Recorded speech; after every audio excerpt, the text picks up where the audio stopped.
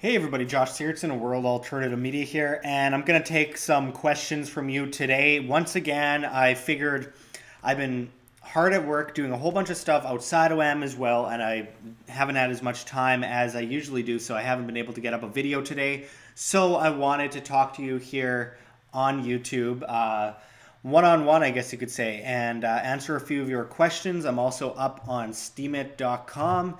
I got a post that I just posted a few moments ago regarding this live stream, and I hope people make sure to comment there, and I'll answer as many as possible. Just waiting for more people to come online and say hi. Let me know if there's any issues hearing me, and just comment below your questions and whatever. Okay, so I got one question from SniperCam TV, and he asks, will Ripple hit $10?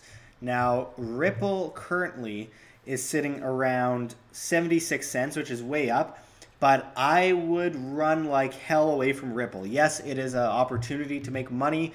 No, it is not a cryptocurrency.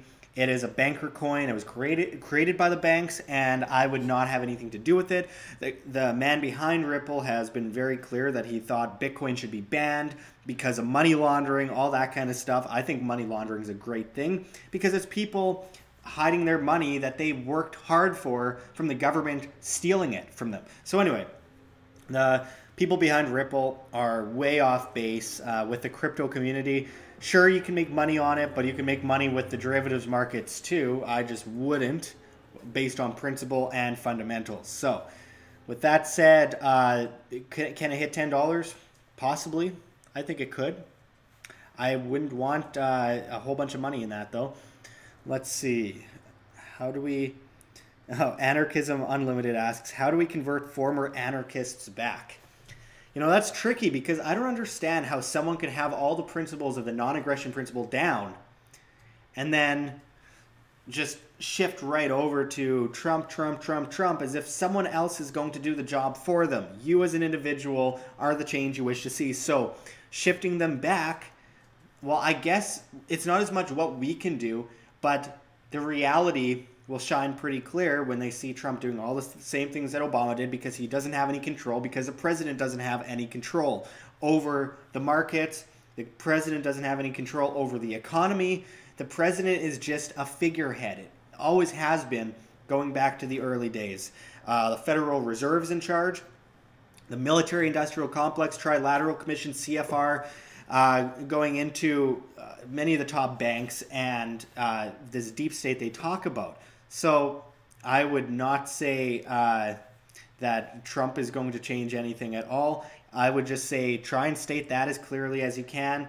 But when it comes down to it, bringing people back to the bright side, away from the dark side, it's a difficult thing to do. It's a difficult task because it had to take some huge mental gymnastics to say, I'm consistent, I believe in voluntarism, I believe in a voluntary society, private contract, non-aggression principle, and then suddenly be like, except for when it kind of benefits me because lesser of evil, blah, blah, blah. The lesser of evil is still evil, and it's people like Walter Block who put forward, libertarians for Trump, who's like, well, I'd rather get whipped once a day than twice a day. Yeah, we all would rather get whipped once a day than twice a day, but it's better to just not get whipped at all. I mean, it should be pretty simple logic, but, you know, I understand. People are sympathetic and then they fall into that trap because, of course, the media has been lying nonstop about Trump since the day he decided to run for office, and it's been nonsense all along. But don't misconstrue media lying to you as a reason to support the person they're lying about. Remember, when Ron Paul ran for office, the media didn't talk about him at all. And when they did, they called him an idiot, or crazy Uncle Ron, or whatever they wanted to call him, and then they would basically just not talk about him. And that was their tactic in making sure that he didn't win because they were seriously scared of him. He was actually threatening the entire fabric of the establishment, Dr. No as he was known, and he would win CNN polls and they wouldn't even include him in the poll, and there'd just be a huge percentage missing, and they'd say Mitt Romney won or something. So yeah, I would be very remiss to say. I mean, when it comes down to it, Trump, all they did all day was talk about him, and that's what made him president in the long run, was they just talked about him, beamed him into people's heads. Negative, yes, but they beamed him into people's heads. They knew they could control him. Sorry to say it. I know I lose subscribers for saying this kind of stuff, but I do believe this to be the truth. So I've got to put that out there. Do I think Trump is a bad person? No. Unlike Obama and Bush and Clinton and Bush and Reagan and Carter, Ford, Nixon, all these people I think are terrible people, including JFK, including, especially LBJ. Anyway, all these people were terrible people. I think Trump isn't necessarily a bad guy. I think he has good intentions, but they've moved up to the next step of propaganda, and they're using him in order to push past the agenda that they're going to push anyways, with this little shade of decency and, not decency on the degenerate side, but decency on the side of, well, hey, he's cutting regulations. Hey, he's cutting, taxes, all that.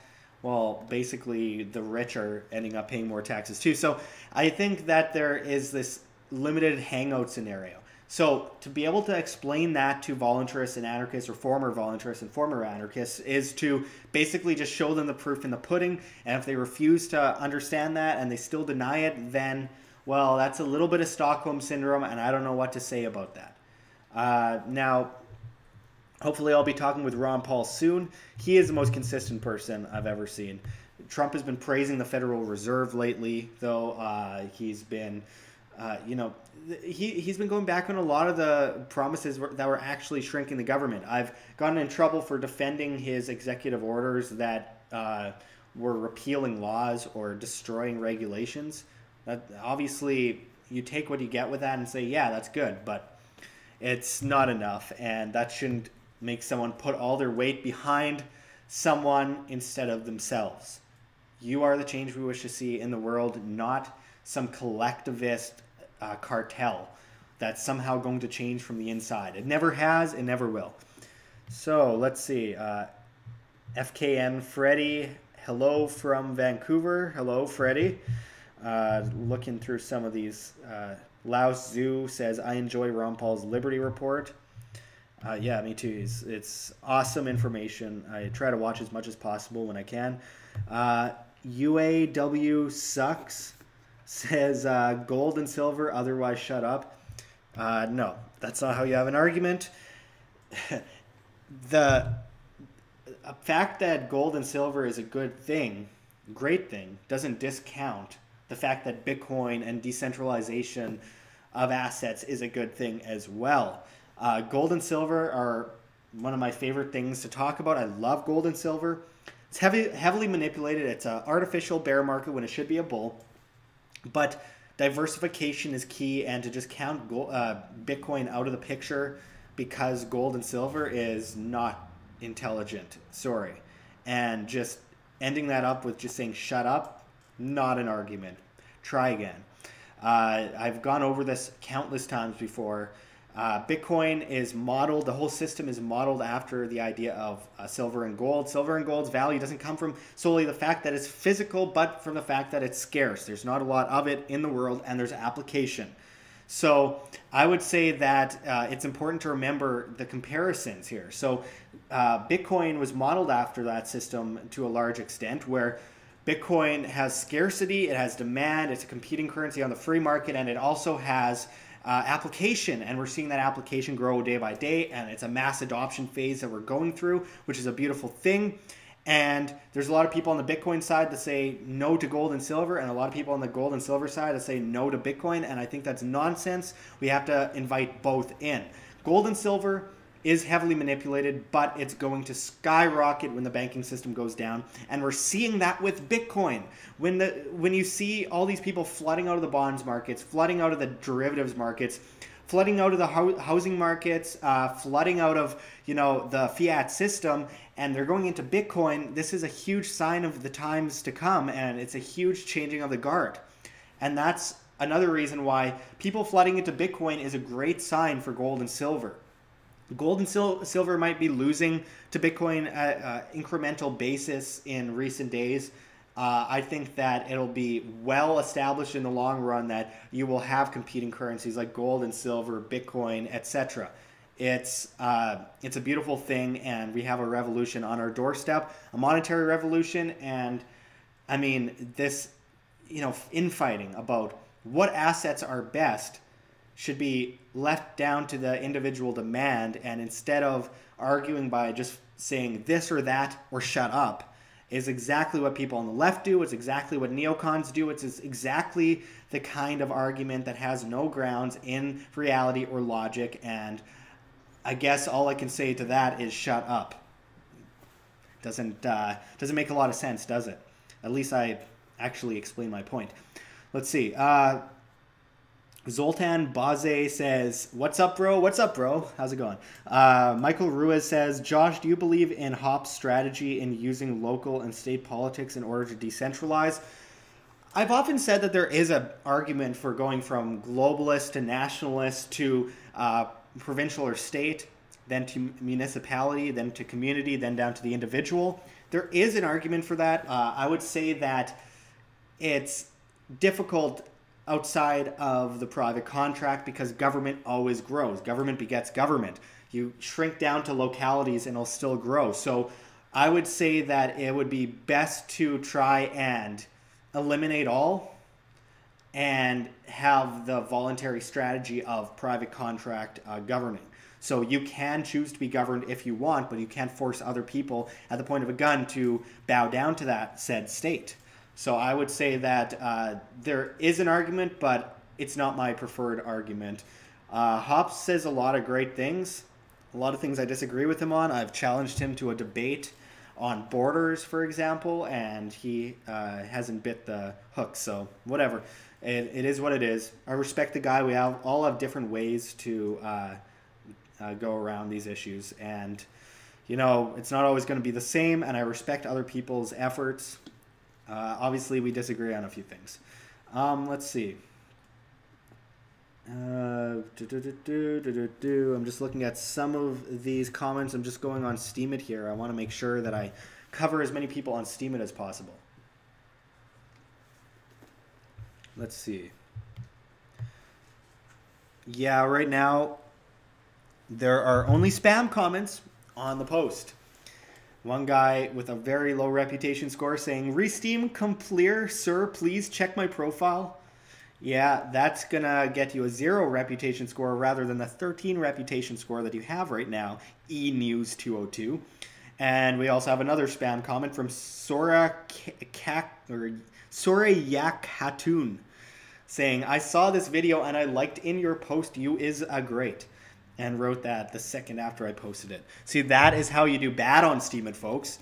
It's about public demand, and if you annoy people with spam comments, you're going to get downvoted. It's individual demand. That's what happens. Now, let's see. Sam really wants me to go into net neutrality. So I recently did an interview with Jeffrey Tucker of Fee.org. Really incredible guy. I've been able to meet him on a few occasions in person. Really decent person. I would say that people have mistaked freedom with socialism and complete slavery. Now, I wouldn't go as far with net neutrality, but net neutrality is internet socialism. And I think that it's best that we get outside of these government regulations. Everyone's going, the sky is falling. This regulation has only been in place 2 years, and everyone's freaking out. It's not like the world didn't exist before. The internet should not be regulated. Now, this will open the market to competition. There is a lot of competition that can come about when net neutrality is gone. It's not the end all, though. As I mentioned in my interview with Jeffrey Tucker, it is in no way the end all. We need to actually get rid of the government monopolizations as a whole in order to actually bring in the free market entirely. So yes, there are big monopolies that have had a huge chip of the pie when it comes to the internet, especially under net neutrality. Net neutrality monopolizes big industry in favor of certain corporations. A government regulating always ends up monopolizing other industries that benefit the government. and benefit the corporations that work hand in hand with the government. See what I mean? So this isn't freedom. I don't understand why there's so many anonymous people going, yeah, this is going to destroy internet freedom by getting the government out of the internet. Well, what happened to the anti-PIPA and SOPA crowd? Why is it now that for you to have freedom, you need it to be regulated? Of course, it's not going to end the problem by getting rid of net neutrality. You need to get rid of the other regulations and the tax, laws that, destroy small businesses and prop up big corporations, at the same time as regulations that destroy small businesses and prop up, big corporations. But this is a start. So I think we should rejoice around the idea that government just got a bit smaller and a little bit less is regulated. But again, there's a long way to go. Zoltan is right. It's a name to trick people. It's in net neutrality. It's like, it's freedom, right? No, government regulation is never freedom. It's slavery. Government regulation is a collective cabal or cartel that has a gun to your head saying, you must do as we say or else. And then their little sheep walking around on the, animal farm ready to walk off the cliff or walk right to the slaughter is saying, it's all good because we have grass to eat. We're happy because they give us grass. We can chew this grass. We can eat it. We'll be nourished until they come and tell us, come over here, and we either walk off a cliff or we go into the slaughterhouse. It's very simple. It's all a charade, and people need to get their head out of the sand and understand government regulation is not freedom. It is the opposite, and the fact that they've psychologically been able to manipulate people's minds enough to actually think that being regulated as freedom says a lot about their control complex, a lot about their propaganda, a lot about their ability to take hold of the minds of the masses. So, Sniper Cam TV says lemmings. Absolutely, it's just a bunch of lemmings. So, and I would also say that this net neutrality is a wolf in sheep's clothing. Simple as that. I want to take another comment here. Actually, Anarchism Unlimited responded, I think, to something I said earlier. I think Trump might have been selected to make the presidency look more legitimate after the damage Obama did. What do you think about my theory? There's a bit of that. I think that it made him look really anti-establishment. Do you remember when Obama first ran, 2007, 2008 election? He was the anti-establishment candidate that wanted to provide change after all those horrible years of George W. Bush. And there's no doubt that those were not good years. 1.8 million or something people killed in the Middle East. Terrible. Then Obama went and bombed more countries than any other president ever and also deported more people than any president ever. No one talks about that today. He also wanted a wall, which he spoke up about often in the Senate. There was a Secure Wall Act of 2006, I believe, which Hillary Clinton also supported. It's all nonsense. All of Washington is absolute nonsense. But with that said, Trump seemed like the new generation of anti-establishment, because when you don't believe these guys anymore, you'll believe this one. But then there's also a lot of the divide and conquer method, which works perfectly in their favor. If everyone's fighting each other, then they're not fighting the real enemy, and therefore the enemy wins. So with that said, I think there's a big part of that played into this agenda here where, it was all Trump is amazing. He is, God Emperor Trump on one side, and then on the other side said, we need a revolution. And they're all a bunch of commies that live off of their parents and live off of capitalism, when it benefits them, when they have their food paid for by their parents. But then when it comes to actually, having communism, they're like, well, we have to get rid of all the capitalists. Oh, wait, that includes my parents, the people that are paying for me, people that paid into my trust fund, etc. So a lot of hypocrisy, a lot of infighting, a lot of divide, a lot of people on the Trump side saying we have to kill all these, commies, throw them out of helicopters, and then all these people on the communist side saying we have to kill all these capitalists and business owners and, landlords, etc. And it just drives people against each other instead of actually working on the real solutions, which is getting rid of government control over the populace, over the individual, looking to yourself rather than a collective organization under the social contract which you never signed. Because roads. Yeah, it's pretty dumb. I'm gonna look at a comment on STEEMIT, see if there's anything yet other than spam comments. I love STEEMIT, but there is a bit of a problem with spam. That's why you need to give your phone number for them to text you a thing so they know you're not a robot that's just trying to collect money by spamming everyone. But luckily with reputation scores, public demand speaks. Derek Richardson at STEEMIT says, sweet, tuning in right now. Awesome. Good to see you. Let's see. There's some questions on the chat here, but I'm seeing a lot of numbers. What the hell is that? 655 plus 66 minus 629. All right. I think I entered the conversation a little late here on the chat because I have no idea what people are talking about. Lita Blue says, hi, Josh. Hello, Lita. There is... Let me just look at this closely. I'm not sure what this name is. Clinkify says, is it possible to stop the Liberals' elevator tax on alcohol? It's hard to say. The Liberals in Canada have taxed everything. Everything. There's nothing left that they could possibly tax other than they're looking at possibly taxing, engine idling time, how often you drive, all of that, and basically making an extra tax on how much you drive on the road, how many miles or kilometers, etc. They are taxing Canadians from all angles, and what can I really say? I mean, they've got the carbon tax, the business tax, the property tax, the income tax, the PST, the GST, the MST, there's business registries, there's capital gains taxes, there's eco taxes, they're trying to get this alcohol tax, there's cigarette taxes, there's taxes on everything, and the carbon tax cements that because every export and import is also taxed, the price is driven up, and then the hidden inflation tax, that is the printing of currency. So yeah, how can we stop it? Are we able to stop it? Education is key. Speaking out is key, but honestly, this Liberal government is going to continue doing what they're doing, and they're going to get away with it. Hate to say it. I hate to be the downer. That's why people have to stop looking to other governments to replace it and just eradicate that system to begin with. Taxation is theft. Taxation is extortion. Taxation is robbery, armed robbery. You disagree, you go to jail. Let's see.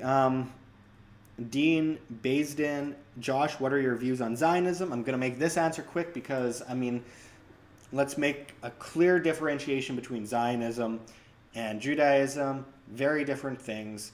Zionism is more of a political ideal, and most Jewish people I know entirely agree with me on that. Zionism is a political, scheming kind of ideology that has no base in Judaism and has more base in government. So for good reason, I'm not a fan. I think the Israeli government is terrible. I also think the Palestinian governments, the Muslim-run governments, all governments in general, it doesn't matter. They're all terrible.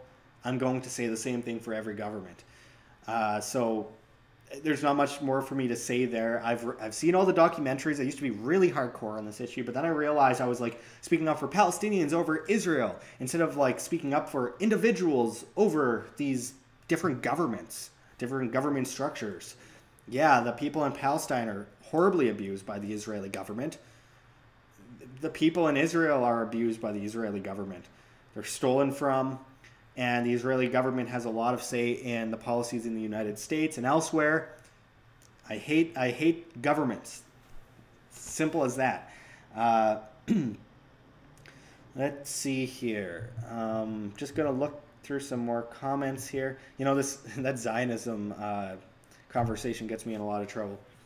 People assume I'm Jewish because of my big nose, and I get a lot of interesting comments in my videos because of that. Let's see. BC Truck Rebuild, Repair, Repurpose says, I sold my Litecoin when it hit 375. I bought it at 12. It paid my property taxes. Yeah, well, that's some good profits there. Litecoin is definitely doing really well lately. It's one of the ones in my suggestion would suggest, or my opinion would suggest. It's up at 307 US dollars right now. When did you sell it at 315 and buy in at 12 though? I'm looking at the overall chart. It's hitting all-time highs. I don't think that happened. You sure you're not thinking of another cryptocurrency? Anyway, let's see. Looking at some more comments here. Lots of comments. Good to see people talking and everything with each other here. Clinkify says mostly voters are stupid. The idea of voting in general is stupid. I would agree with that. Stick to the private contract, folks. Stay away from the public or social contract because you have no say over other people's lives. Good ideas don't require force, and just because someone else, even if it's 50 or 60% of people think that something's a good idea, then you still have 50 to 40 to 50% of people that disagree that are forced at gunpoint to go by your rules and be extorted by your rules and be put at gunpoint and told this is how you must live and this is how you must be governed. There's no moral equivalency there. There's no moral right for you as a collective to take over the rights of free individuals that are born free. The only thing that happens is the government takes away those freedoms. They can't give it to you unless at a price, which we've seen with like legalization of cannabis in Canada, for example. Legalization, they took it right away and now they're giving it back, but it's at a price. You are going to get regulated and taxed to death, and it's going to monopolize a market in favor of the government, of course. Government doesn't do anything unless it benefits government. And the whole purpose of government is to lie, cheat, steal, kill, kidnap, murder, etc. And that's their whole function. They can't live without it. Lita Blue says, I'm a proud supporter of WAM. Thank you very much, Lita. I'm trying to get to all these comments here. There's quite a few. Anarchism Unlimited says, how do you prove democracy is immoral? Because it's a flock of people just deciding what the minority has to, be submitted to. Or in the case of like Justin Trudeau, what did he get? 39% of the vote? The vast majority didn't even vote for him. But they're forced under his rules because, well, the voter says so. Democracy is two wolves and a sheep deciding what to have for dinner. People glorify democracy so much. It's democracy. We need our democracy. Democracy now. Democracy is slavery. It's enforced a collective rule over the minority, or in some cases the majority as well, for the greater good of the greater number, as the collectivist mantra goes. It really has a lot to do with Marxism. I believe that the only good democracy is a free market, individual demand for products with their dollar. That's my beliefs. Not everyone agrees with me. Obviously, people still vote. But yeah, I totally disagree with democracy, and I disagree with the republic idea as well. We are not a collective. We are individuals that can decide voluntarily as a collective rather than enforcing the will of ourselves onto other people or their will onto us. We can come together as individuals in a voluntary collective to decide things for ourselves. These communists can have their commune over there voluntarily under the private contract, though they don't believe in private property, so it might not work so much, and they might not survive long because most of them are trust fund brats that can't provide for themselves, have no independence, and will end up dying without stealing from other people that actually work as a capitalist on the free market to try and make money for themselves and then get stolen from. But then there can be voluntary liberal societies, voluntary neoconservative societies, voluntary conservative societies, voluntary libertarian societies, voluntary societies. It's a great thing. It's a beautiful thing. Democracy is entirely immoral, and it has to be involuntary. Democracy, the whole idea is it's involuntary. There is a difference between having consensus rule in a voluntary society under the private contract. I wouldn't consider that democracy. It's the whole meaning of the Latin term. Michael Ruiz asks EOS or EOS. Some people pronounce it differently. I just wrapped up an interview with Stephen Kendall about an hour ago at Stephen Kendall on STEEMIT.com. It's a beautiful thing, EOS. Dan Larimer does an incredible job. I'm a little concerned at the amount of circulation of EOS, but with that said, I think that it's providing great dividends. It's only an ICO phase. Make sure to register it in my Ether wallet, because if you don't register it by June 2018, you will lose your EOS tokens. You will not be provided any money with that. But EOS is great. I love EOS. It's been growing exponentially. I suggested people got into EOS at 50 cents a few weeks ago. And now it's at, let me actually check right now. It's constantly growing. It's in 12th place of all cryptos, according to coinmarketcap.com, at $8.03 from 50 cents a few weeks ago. It's incredible. I definitely have a lot of belief in EOS, in my opinion. And then I'm going to get off right away because I'm running out of time. It's about the 30-minute mark. I was only planning on doing this for that amount of time. Let's see here. I have a message here from SniperCam TV. Buy a Ledger S. Yeah, Ledger S Nanos are great, good hard wallets. You've got to keep your money off the system if you have a decent amount of it. You do not want to get hacked. You do not want a Mt. Gox situation, and it's always best to be overly prepared than underprepared, because you have to prepare for the worst and prepare for the best as well. And it's going to be a great year in 2018 for cryptocurrencies. I can't wait. I'm going to be signing off now right away. I really appreciate everyone signing in. I'm just looking at STEEMIT here. Losing my voice. I've been talking for like 2 hours straight. I will be getting that interview up, though, with Stephen Kendall tomorrow. It's a must-see regarding STEEMIT, Bitcoin EOS, Bitcoin Cash, all of that. There's just so much to talk about. I meant to do a 20-minute interview. It ended up over 30 minutes because we always just get into talking. Really interesting guy, incredible analysis of the cryptocurrency markets, as well as derivatives markets, as well as all markets. Just really incredibly talented and intelligent person. So I look forward to bringing that to you. I appreciate everyone tuning in. Thank you, Cheese. Nice name.